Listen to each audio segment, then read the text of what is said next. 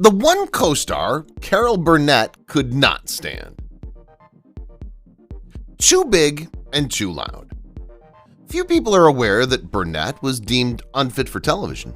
Producers initially lacked confidence in her ability because they felt she was too big and too loud. Who was the mystery man? Burnett was contacted by a man she'd never met before who offered her $1,000 to launch her acting career after she and her fellow theater students spontaneously performed at a party for a retiring professor. The loan came with 3 conditions. She would have to repay him in 5 years, keep his name a secret, and return the favor when she succeeds financially. Burnett gave her mother's advice to avoid the stranger a second thought over the weekend and decided to take his check instead. The show was originally very dark. Few people are aware that Mama's Family, the Carol Burnett Show's sketch series, originally had a much darker tone. The characters who eventually became known as The Family first appeared in the 1974 sketch, The Reunion. Roddy McDowall played Philip Harper in the first film. He was Eunice Harper's younger brother and a successful guy who had recently returned from winning a Pulitzer Prize. In contrast to the cartoon-like personas they subsequently developed on the syndicated sitcom Mama's Family, the family members were much angrier and hot-tempered. A fan letter goes a long way. Vicki Lawrence was told she resembled Burnett when she was a little child, particularly because of her pixie cut.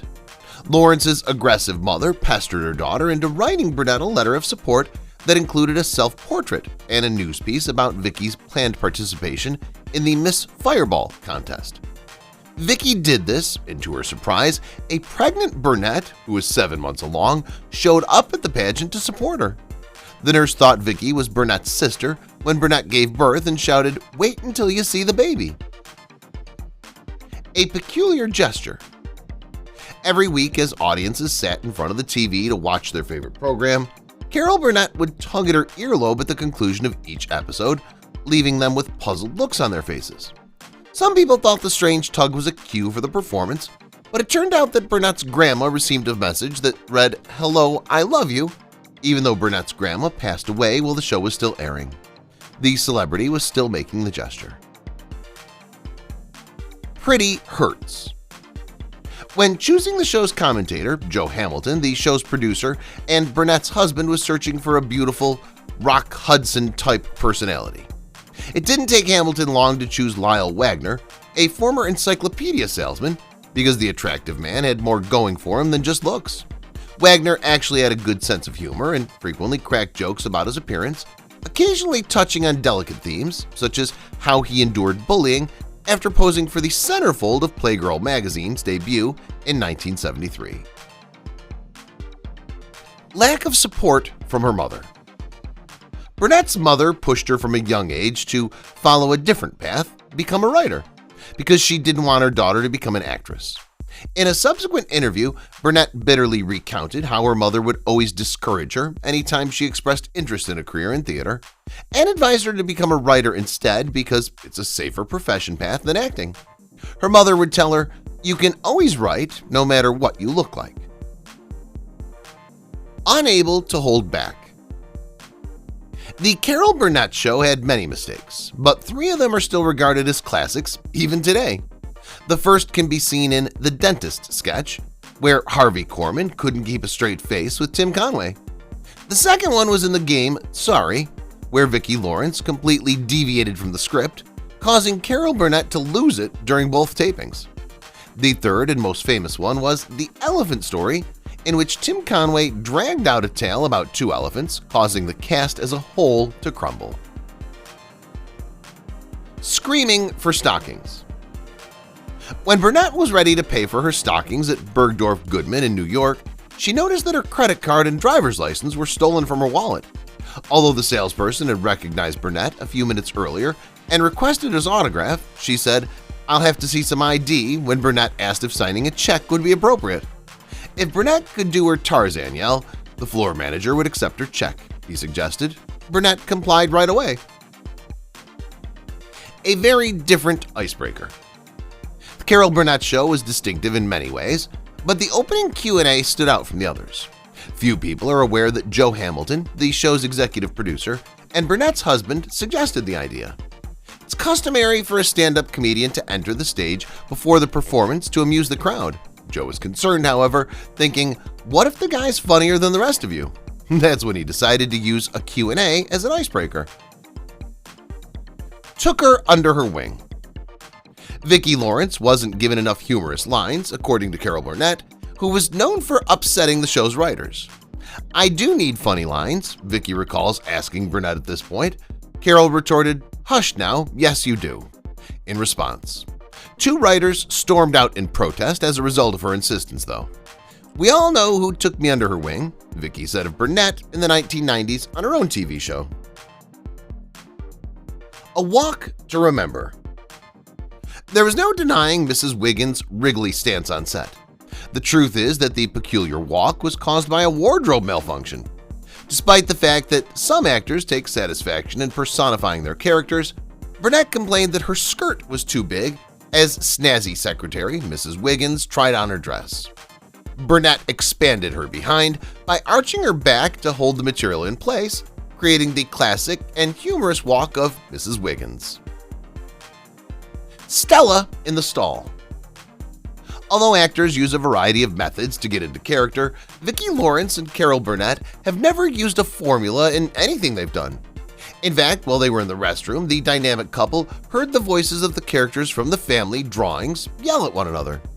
After this screaming match that caused several unsuspecting women to flee the stalls, Vicki and Carol reportedly gave each other high fives and declared that this was going to be a major hit. Just my type. The Carol Burnett show's first new cast member was Harvey Korman. Although Korman matched the producer's description of a Harvey Korman type for Burnett's second banana, the idea of having the actor actually join the show never even occurred to them because he was already a regular on the Danny Kaye Show. The show's star and true Burnett flair saw Korman in the CBS parking lot and practically pushed him over the hood of a vehicle to beg him to appear on her show. The rest is history. Jim Carrey wanted in. Other aspiring actors weren't as fortunate as Lawrence, who was able to get a spot on the event thanks to a strong fan letter. When Jim Carrey was only 11 years old, he sent a copy of his CV to the creators of The Carol Burnett Show in the hopes that he would be noticed and invited to audition for the program. This could have been his big break. The comedian regrettably didn't fully suit the script. No idea what he was going to do. The reason why every episode of the show was recorded twice may surprise you. Conway would adhere to a script during the first recording, but he was only given the opportunity to improvise during the second. He had no idea what his co-stars were going to do, according to Burnett, so there needed to be a professional take in case the actors started to cry and couldn't continue the scene. Get even or get out. Despite the frequent laughing, not everyone liked Conway's improvisations and propensity to deviate from the script. Vicki once learned that the comedian intended to alter the family comedy, and her husband persuaded her that this was her chance to get even. Because of this, Lawrence looked away from her co-star when he began babbling about the elephant narrative and yelled the famous ad-lib, "You sure that little a-hole's through?" Needless to say, after this comeback, everyone on the set began to cry with laughter. From old hag to ditzy dame. The Mr. Tudball / Mrs. Wiggins characters were developed by Conway, who also wrote many of their sketches. Few people are aware that Mrs. Wiggins was initially intended to be an elderly woman. However, Burnett has played too many old lady characters on the program, so Bob Mackey, the costume designer, made the decision to portray this one completely differently. Mackey has said that he was inspired by the CBS secretaries he encountered when he transformed Mrs. Wiggins into a curvaceous, sassy character. Dress or mess? To his dismay, the most iconic costume that designer Mackey has ever created was a joke outfit that was featured in a Gone with the Wind parody.